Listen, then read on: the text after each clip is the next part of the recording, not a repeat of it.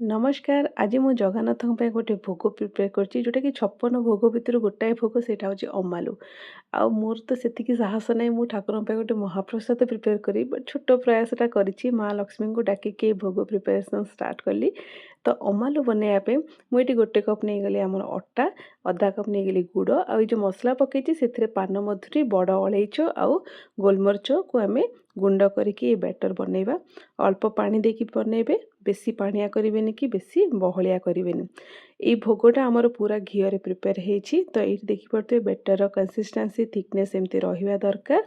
आउ एटा को उल्टेकी एमती ब्राउन कलर हैला पर्यंत आपण छाणी दियंतु। आउ एमती चिपुड़ी टिके तेल छाणी देबे। तो ये ठाकुरंकर महाप्रसाद रेडी कली। आउ ये आमर रथ यात्रा रे ठाकुरन पई एठी भोग बनेकी पूजा करथिली। वीडियोटा केमती लागला निहाती जणाइबे। जय जगन्नाथ।